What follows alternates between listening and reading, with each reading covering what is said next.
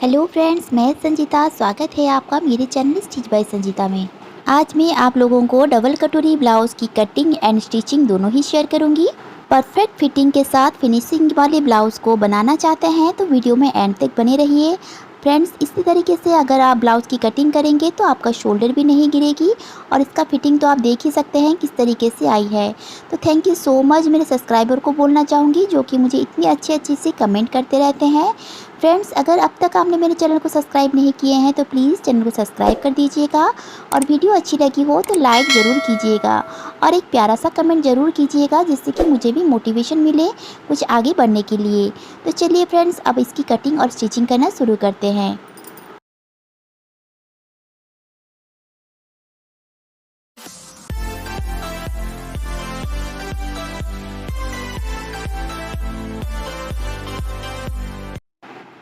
तो फ्रेंड्स देखिए, ब्लाउज़ बनाने के लिए हमने यहाँ पर कॉटन के अस्तर को ले लिया है 80 सेंटीमीटर और मेन फैब्रिक जो है ये सटन सिल्क की है।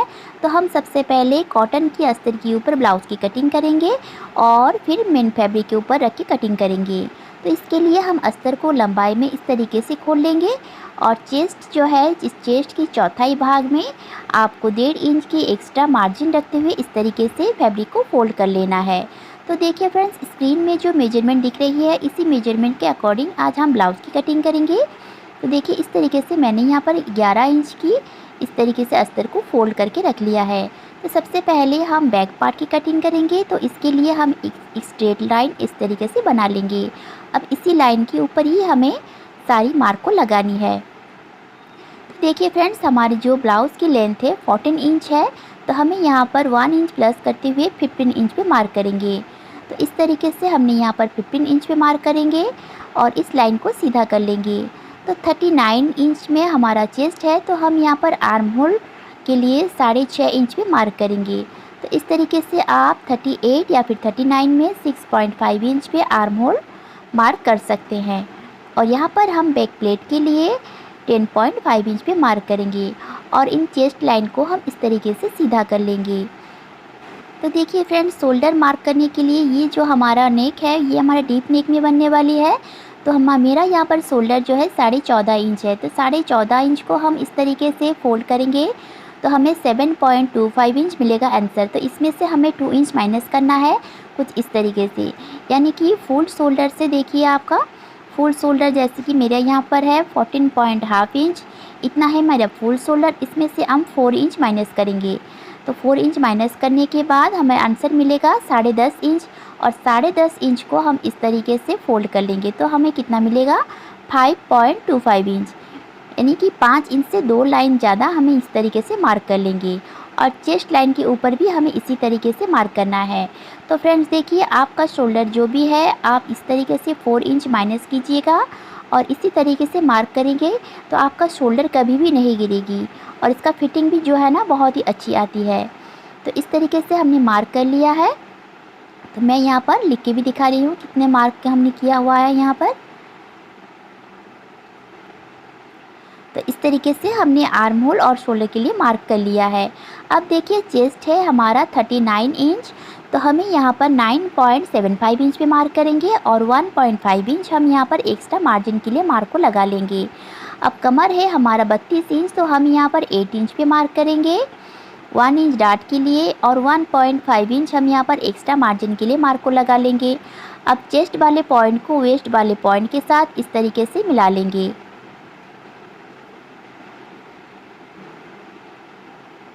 इस तरीके से हमने मार्क को लगा लिए हैं। अब देखिए आर्म होल के ऊपर हम मार्क करेंगे। तो इंची टेप को हमें आर्म होल की लाइन के ऊपर रखना है और इसे फोल्ड कर लेना है और इसे सेंटर में एक मार्क कर लेंगे और यहाँ से क्रॉस में हमें 1.25 में जाना है, यानी कि 1 इंच से 2 लाइन ज़्यादा जितना हमें यहाँ से क्रॉस में जाना है और इस तरीके से आर्म होल की ड्रॉ कर लेनी है। तो यहाँ से देखिए हमारा यहाँ पर जितना भी आ रहा है हमें चेस्ट लाइन के ऊपर इस तरह भी इतना भी मार्क करना है और आर्म होल की ड्रॉ कर लेनी है। इससे आपका आर्म होल की शेप जो है बहुत ही अच्छी बनती है। तो इस तरीके से हम आर्म होल की शेप लगा लेंगे। अब गले की चौड़ाई के लिए देखिए यहाँ पर मैं 2.25 इंच पे मार्क करूँगी, यानी 2 इंच से 2 लाइन ज़्यादा हम यहाँ पर मार्क करेंगे और गले की जो लंबाई है इसके लिए हम यहाँ पर 10 इंच पे मार्क कर लेंगे इस तरीके से। और यहाँ से मैं यहाँ पर 2.5 इंच पे मार्क करूँगी और इन दोनों पॉइंटों को मिलाते हुए एक स्ट्रेट लाइन बना लेंगे। तो देखिए फ्रेंड्स, इसमें हम मटके गले के शेप देने वाले हैं, तो यहाँ से हम यहाँ पर 4 इंच पे एक मार्क करेंगे और यहाँ से हम शेप लगाना शुरू करेंगे।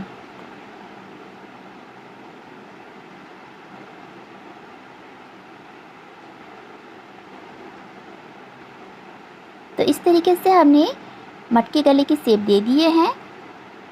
आपको अगर कम ज़्यादा लग रही है तो आप इसे थोड़ी बहुत एडजस्ट भी कर सकते हैं। तो इस तरीके से हमारा बैक पार्ट की मार्किंग हो गई है। अब हम इसकी कटिंग कर लेंगे। तो फ्रेंड्स देखिए, इस तरीके से हमने बैक पार्ट की कटिंग कर ली है। अब फ्रंट पार्ट के लिए हम अस्तर की ऊपर इस तरीके से रखेंगे और जो भी मार्क हमने बैक पार्ट के लिए लगाए हुए थे, सारी मार्क को हमें यहाँ पर भी लगा लेना है कुछ इस तरीके से। और नीचे से हमें 1 इंच एक्स्ट्रा बढ़ाते हुए लगाना है। तो हम यहाँ से 1 इंच एक्स्ट्रा बढ़ा लेंगे और इस लाइन को सीधा कर लेंगे। बैक पार्ट से हमें फ्रंट पार्ट को हमेशा 1 इंच एक्स्ट्रा में ही मार्क करना होता है। और यहाँ से गले के लिए हमने 2.25 इंच पे मार्क किए हैं और इसके लंबाई के लिए हमने यहाँ पर 6.5 इंच पे मार्क करेंगे। तो देखिए, यहाँ से हम चौड़ाई के लिए इस तरीके से 2.5 इंच पे मार्क करेंगे और इन दोनों पॉइंटों को मिलाते हुए एक बॉक्स इस तरीके से बना लेंगे। अब हम बेल्ट के लिए मार्क को लगाएंगे। तो फ्रेंड्स देखिए, बस्ट पॉइंट से हमें 2.5 इंच नीचे जाकर इस तरीके से मार्क को लगाना है 13 इंच पे। तो हमारा बस्ट पॉइंट, जैसे कि हमने बॉडी से मेजरमेंट लिया हुआ है 10.5 इंच है, तो हमें यहाँ से इस तरीके से 2.5 इंच नीचे जाकर 13 इंच पे इस तरीके से मार्क कर लेंगे। और देखिए, इस तरीके से लाइन को हम सीधा कर लेंगे। अब देखिए, चेस्ट आर्म होल वाली लाइन को हम इस तरीके से मार्क कर लेंगे और इस यहाँ से हमें 1 इंच ऊपर जाना है। आर्म होल की ड्रॉ कर लेंगे इस तरीके से फ्रंट आर्म होल के लिए। अब यहाँ से हमें 0.75 इंच जितना ऊपर जाना है और चेस्ट की 10वीं भाग में हमें यहाँ पर एक मार्क कर लेना है। यानी कि हम यहाँ पर 4 इंच पे मार्क करेंगे और इस तरीके से बेल्ट के लिए शेप दे देंगे। और यहाँ से 1/2 इंच हमें ऊपर जाना है और एक मार्क कर लेना है और इस लाइन को भी हमें इस तरीके से मिला लेना है। तो इस तरीके से हमने बेल्ट और की मार्किंग कर ली है। अब देखिए फ्रेंड्स, हमें कटोरी के लिए मार्क करना है। तो 39 में हम यहाँ पर इस तरीके से 6.5 इंच पे मार्क करेंगे कटोरी के लिए और इस लाइन को आगे की ओर बढ़ा लेंगे। और देखिए, फ्रंट आर्म होल की तरफ से हमें 2.5 इंच इस तरीके से क्रॉस में जाना है और गले की तरफ से हमें इस तरीके से 1 इंच ऊपर जाना है और एक मार्क कर लेना है। और इन तीनों मार्कों को देखिए, हमें इस तरीके से स्ट्रेट मिलाना है और यहाँ से भी इस तरीके से, और इसमें हमें कटोरी के लिए शेप दे देंगे। अगर आप बिगनर्स हैं तो आपको इस तरीके से शेप देने में बहुत ही ईजी तरीके से आप शेप को लगा सकते हैं। ऐसे शेप देने से आपका आर्म होल में कोई भी क्रीज नहीं आएगी। तो इस तरीके से हमने कटोरी के लिए भी मार्क को लगा लिए हैं। अब देखिए फ्रेंड्स, हम इस तरीके से गले को बाहर की ओर बढ़ाते हुए राउंड शेप दे देंगे। और जब हम दोनों पार्ट को, कटोरी वाली और साइड वाली पार्ट को जॉइन करेंगे, अगर हमें और थोड़ा ब्रॉड चाहिए तो हम कटिंग स्टिचिंग करने के समय ही हम इसे कटिंग करके अलग कर लेंगे। अब देखिए, बेल्ट को हम इस तरीके से कट करना है तो हमें 1/2 इंच एक्स्ट्रा मार्जिन के लिए मार्क को लगाना है। और कमर की चौथाई भाग जो है 32 इंच है, तो हम यहाँ पर 8 इंच पे मार्क करेंगे और यहाँ से हम एक्स्ट्रा मार्जिन के लिए 1.5 इंच पे मार्क कर लेंगे और इन दोनों पॉइंटों को हमें इस तरीके से मिला लेंगे। अब देखिए, सारी मार्क हमारे इस तरीके से लग गई है। हम इसकी कटिंग कर लेते हैं। तो फ्रेंड्स, अब तक अगर चैनल को सब्सक्राइब नहीं किए हैं तो प्लीज़ चैनल को सब्सक्राइब कर दीजिए। और देखिए फ्रेंड्स, इस तरीके से अगर आप ब्लाउज़ की कटिंग करेंगे तो आपका ब्लाउज़ में बहुत ही अच्छी फिनिशिंग आती है और इसका फिटिंग भी बहुत ही परफेक्ट तरीके से आती है।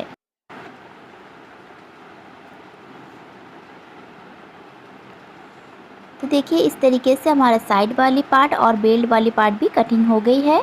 अब हमें देखिए, अस्तर को इस तरीके से डबल फोल्ड करके रखना है और बेसिक कटोरी जो है इसको हमें इस तरीके से लेना है और गले की तरफ से 0.75 इंच जितना नीचे एक मार्क करना है और इसे इस तरीके से फोल्ड कर देना है। और जहाँ पर भी हमारा सेंटर आ रही है इसे हम मार्क कर लेंगे। तो देखिए फ्रेंड्स, हम कटोरी की जब मार्क करेंगे इसी लाइन तक ही हमें मार्क करना है फर्स्ट पार्ट की। तो देखिए इस तरीके से हम क्रॉस में हमेशा, देखिए कटोरी को हमें इस तरीके से क्रॉस में ही रखना है, सीधा कभी भी हमको कटोरी को नहीं रखना। और इस लाइन तक हमें इस तरीके से मार्क को लगा लेनी है और इस लाइन को हम सीधा कर लेंगे। अब देखिए फ्रेंड्स, दोनों तरफ हमें 1.25 इंच जितना मार्जिन को बढ़ाना है, यानी कि 1 इंच से 2 लाइन ज़्यादा जितना हमें यहाँ पर दोनों साइड बढ़ाना है। और गले की तरफ से भी हमें हाफ इंच इस तरीके से स्टिच मार्जिन के लिए मार्क को लगा लेना है। और इस तरीके से हम बैक पार्ट की इस तरीके से शेप दे देंगे और फ्रंट में भी हमें इस तरीके से शेप को लगा लेंगे। अब देखिए इस लाइन के ऊपर इंची टेप को हमें रखना है और इसे फोल्ड कर लेना है और सेंटर में मार्क कर लेना है। इस मार्क को हमें नीचे की ओर बढ़ा लेना है और 1.5 इंच पे हमें एक मार्क इस तरीके से कर लेना है।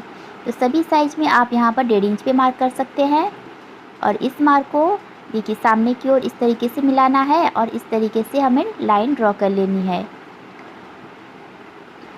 और इस वाली पॉइंट को हमें हल्की सी इस तरीके से शेप दे देना है गोलाई पे। अब सेकंड पार्ट की कटिंग करने के लिए देखिए नीचे से हमें हाफ इंच इस तरीके से मार्जिन को छोड़ना है और स्ट्रेट लाइन कर लेना है और साइड से भी हमें लाइन को सीधा कर लेंगे इस तरीके से। और देखिए हमें कटोरी को इस तरीके से नापना है, तो 9 इंच आ रहा है, तो हम इस लाइन से भी 9 इंच पे मार्क करेंगे और इस लाइन को सीधा कर लेंगे। अब कटोरी के बेसिक कटोरी को हमें लेना है और बैक साइड की जो मार्जिन है इसे हम चेक करना है। 3 इंच आ रही है, तो हम यहाँ पर 3 इंच पे मार्क करेंगे एक साइड में, और सामने वाली पार्ट को हम इस तरीके से चेक करेंगे तो 2.5 इंच आ रही है। तो इस तरीके से मार्क को कर लेंगे और इस लाइन के ऊपर भी हमें देखिए इंची टेप को इस तरीके से रखना है और सेंटर में मार्क कर लेना है। तो बैक में हमने जितना भी मार्क लगाया था इस मार्क को हमें इस तरह यहाँ पर भी लगाना है 3 इंच पे। इस दोनों पॉइंटों को मिलाते हुए इस तरीके से हम लाइन बना लेंगे और इसमें भी हमें हाफ इंच जितना एक्स्ट्रा मार्जिन के लिए इस तरीके से लगा लेंगे। अब इस तरीके से कटोरी की सारी मार्क हो गई है, हम इसकी कटिंग कर लेते हैं। तो देखिए फ्रेंड्स, सभी साइज़ की कटोरी को आप इसी तरीके से आराम से कटोरी ब्लाउज़ बना सकते हैं और इसका फिटिंग में भी बहुत ही अच्छी लुक आती है।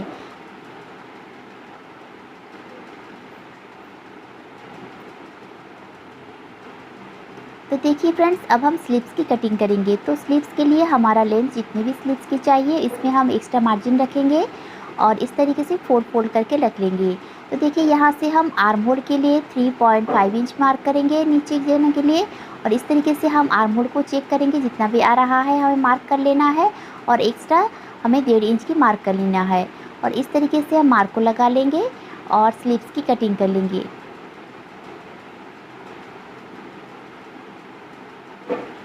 और इन पार्टों को हमें मेन फैब्रिक के ऊपर रखना है और मेन फैब्रिक को हाफ इंच जितना बढ़ाते हुए हमें मेन फैब्रिक को कट कर लेना है।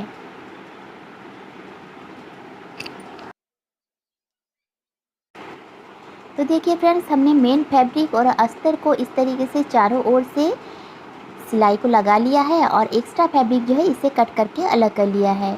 अब देखो कटोरी को हम इस तरीके से दोनों को आमने सामने इस तरीके से रखेंगे और नीचे वाली पार्ट को हम इस तरीके से रखेंगे और नीचे जो हमारा पार्ट है ये हमारा सीधी वाली जो पार्ट है लाइन है, इसी के ऊपर हम कटोरी को जॉइंट लगाएंगे। तो देखिए हमें इस तरीके से रखना है और कटोरी को इसके ऊपर इस तरीके से रख लेना है और हमें हाफ इंच दबाते हुए यहाँ से फ्रंट साइड से हमारा इस तरीके से सिलाई लगाना शुरू करेंगे। तो इस तरीके से आप धीरे धीरे से हाथ पे इस तरीके से मशीन को लगाना है, चलाते जाना है और स्टिच को लगाते जाना है। तो देखिए फ्रेंड्स, इस तरीके से आप अगर ब्लाउज़ की स्टिच करते हैं तो आपका ब्लाउज़ में कभी भी देखिए दोनों पार्ट को हमारा बिल्कुल बराबर से मिलके आई है, कोई भी पार्ट छोटा या फिर बड़ा नहीं हो रहा है, यानी कि हमारा कटोरी जो है बिल्कुल परफेक्ट बनी है। तो इस तरीके से हम दोनों पार्ट की स्टिच लगा लेंगे। अब कटोरी को डबल फोल्ड करके रख लेंगे और नीचे हम हाफ इंच की स्टिच मार्जिन को इस तरीके से लगा लेंगे और साइड वाली पार्ट को भी हम इस तरीके से स्टिच को लगा लेंगे। तो हमारी जो कटोरी की जो बेसिक कटोरी जो है हमें 6.5 6.5 इंच की है, तो 6.5 इंच को हम इस तरीके से फोल्ड कर लेंगे तो हमें मिलेगा 3.25 इंच। तो 3 इंच से 2 लाइन ज़्यादा जितना हमें यहाँ पर मार्क करना है और इस लाइन को हमें इस तरीके से हाफ इंच नीचे तक हमें इस तरीके से प्लेट के लिए मार्क को लगा लेना है और इसे स्टिच को इस तरीके से लगा लेंगे और यहाँ से सुई को उठाते हुए डबल स्टिच इस तरीके से कर लेंगे और इसी तरह से हम दूसरे वाले पार्ट को भी सिलाई कर लेंगे।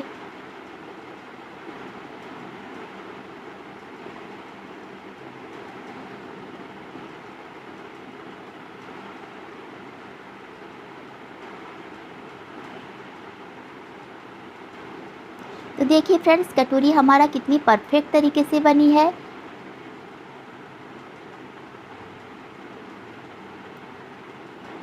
अब इसमें हम साइड वाली पार्ट को लगाएंगे। तो इससे पहले हम कटोरी को चेक कर लेंगे। तो हमें कटोरी चाहिए 6.5 इंच की। तो हम पहले दोनों साइड की मार्जिन को जोड़ते हुए हमें इस तरीके से कटोरी को चेक कर लेना है। अगर कम या ज़्यादा हो रहा है तो आप प्लेट को टक्स को इस तरीके से कम या ज़्यादा भी कर सकते हैं। तो यहाँ से हम गले की तरफ से स्टिच को लगाना शुरू करेंगे। हाफ इंच दबाते हुए हमें स्टिच को लगाना है।